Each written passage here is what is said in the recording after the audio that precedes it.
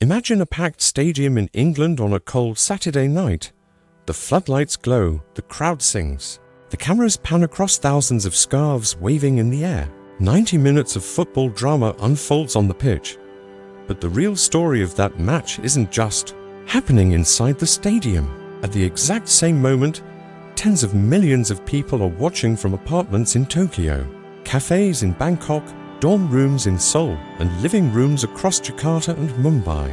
For many of Europe's biggest clubs, those viewers thousands of miles away are not just fans, they are the economic engine quietly powering the entire modern football empire. And if you look closely enough, you start to realize something remarkable. The future of European football may depend more on Asian fans than anyone in Europe is willing to admit.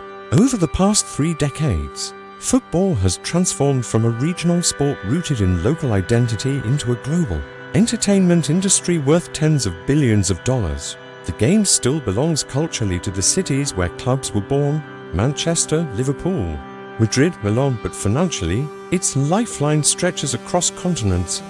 Today, some of the most powerful institutions in the sport, from the Premier League to giants like Manchester United and Liverpool FC, are sustained not just by ticket sales or local supporters, but by a massive international audience. And nowhere is that audience more important than in Asia. To understand why Asian fans have become so crucial, you have to start with this simple reality: Europe's football market has limits. Stadiums can only hold so many people. Domestic TV audiences eventually plateau. Local sponsors can only invest so much. By the early 2000s, European leagues had already squeezed much of the revenue they could from their traditional markets. If the sport wanted to grow, and the clubs absolutely needed it to grow, they had to look outward. And when they did, they found something extraordinary waiting in Asia. Hundreds of millions of potential fans, rapidly growing economies, expanding middle classes, and a deep cultural fascination with global sports. In countries like China, Japan, South Korea, Thailand, Indonesia, and India, football had long been watched casually. But satellite television and the internet changed everything. Suddenly matches from England and Spain were broadcast live at all hours. Teenagers in Kuala Lumpur were staying up past midnight to watch matches from Manchester. University students in Seoul were debating tactics used by clubs like Real Madrid and FC Barcelona. In Bangkok, street markets began selling jerseys from clubs thousands of miles away. Football had gone global before, but Asia turned the globalization into something much bigger. A massive, loyal, emotionally invested fan base. What makes Asian fans so valuable is not just their numbers, but their engagement. European football isn't just a casual weekend entertainment for many of them. It's a cultural identity. A teenager in Jakarta might wake up at 2 a.m. to watch a match, follow every transfer rumor on social media, buy the latest jersey each season, and debate tactics online with fans around the world. Multiply that level of engagement by tens of millions of supporters, and you start to see why clubs and leagues see Asia as the future. Broadcasting rights are the clearest example of this shift. The global television deals for European leagues have exploded in value, and a huge portion of that money now comes from Asian networks competing for the right to show matches. The Premier League, widely considered the most internationally popular football league, has built its financial dominance partly through overseas media deals that are worth billions. In some seasons, international broadcast revenue rivals or even exceeds domestic deals. Without those viewers in Asia tuning in every week, the financial model of modern football would look very different. But television is only one part of the story. Asian fans also drive merchandise sales, digital engagement, sponsorship deals, and brand partnerships. When a club launches a new jersey, millions of those shirts are purchased not in Europe but across Asian markets. When teams sign global sponsors, those companies are often targeting Asian consumers. Airlines from the Middle East and Asia appear on club shirts. Technology companies from Japan and Korea sponsor stadiums and tournaments. Even pre-season tours, those summer trips clubs take before each season, increasingly take place in cities like Singapore, Tokyo, Bangkok, because that's where massive crowds of international fans are waiting. These tours reveal something else about the relationship between European clubs and Asian supporters. It's not just about money, it's about connection.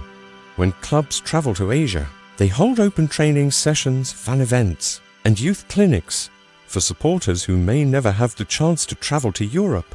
These moments are the closest they will come to seeing their heroes in person. A child in Singapore who watches his favorite striker train in front of him might become a lifelong supporter. That emotional bond is incredibly powerful, and clubs know it. The psychological side of fandom is actually one of the most fascinating parts of this global expansion. Football loyalty is rarely rational. Once someone chooses a club, that allegiance can last for decades. By building relationships with young fans in Asia, European teams are essentially investing in the next generation of global supporters. A fan who begins watching matches at age 10 may still be following the same club 30 years later, buying merchandise, subscribing to streaming services, and passing that loyalty to their own children. And here's the strategic reality: Europe's population is aging and relatively stable, while Asia's middle class is expanding rapidly. Economic growth across much of Asia means more disposable income, more internet access, and more interest in global entertainment. For football clubs, this represents one of the largest growth opportunities in sports history. Every new fan in Asia represents not just a viewer, but a potential lifelong customer. There's another reason European football depends so heavily on Asia: time zones. While matches in Europe often occur in the evening local time, they conveniently fall into late night or weekend viewing hours across many Asian countries. Fans in China or Southeast Asia may watch games late at night, but those times have become part of the culture of supporting European clubs. Entire communities gather in sports bars or online forums to experience matches together, creating a sense of shared global fandom that didn't exist a generation ago. This global audience has even influenced how football is presented. Clubs now run multilingual social media accounts to communicate directly with fans in different countries. Digital content, interviews, highlights, behind-the-scenes footage is tailored for international audiences. Marketing campaigns are designed with global appeal in mind. In many ways, European football clubs now operate more like international entertainment brands than traditional sports teams. Yet this dependence on Asian fans also raises interesting questions about the future of the sport. What happens if the center of football culture slowly shifts away from Europe? What if Asian leagues grow stronger, attracting their own global audiences? And what if the next generation of superstars emerges not only from European academies, but from Asia itself? Some signs of that shift are already visible. Governments and investors across Asia have poured money into developing domestic leagues, youth academies, and training infrastructure. Countries like Japan and South Korea have built strong football cultures with competitive professional leagues. Meanwhile, China once attempted an ambitious project to transform itself into a global football powerhouse by investing heavily in clubs and player development. At the international level, the expansion of tournaments like the FIFA World Cup into Asian markets has also played a role in growing the game's popularity. Hosting global tournaments brings new stadiums, infrastructure, and millions of new fans into the sport. Each World Cup cycle introduces football to younger audiences who then continue following the game long after the tournament ends. But despite these developments, European football remains the dominant force in the sport. And that dominance is precisely why Asian fans matter so much. The biggest clubs in Europe are not just competing for trophies, they are competing for global attention. Every new fan gained in Asia strengthens a club's brand, increases its commercial value, and expands its influence. In a sport where financial power often determines success on the field, that global fan base becomes a competitive advantage. This dynamic has created a fascinating feedback loop. Success on the pitch attracts international fans. Those fans generate revenue. That revenue allows clubs to sign better players, which leads to more success and even more fans. Over time, the clubs with the largest global audiences gain enormous financial advantages over smaller teams. And because Asia represents such a large portion of the global football audience, its fans are a crucial part of that cycle. Of course, not everyone in Europe feels comfortable with this reality. Traditional supporters sometimes worry that the sport is becoming too commercialized, too globalized, and too detached from its local roots. Football clubs were originally community institutions representing neighborhoods and cities. Today they are multinational brands with followers on every continent. Balancing those identities, local heritage and global expansion is one of the biggest challenges facing modern football.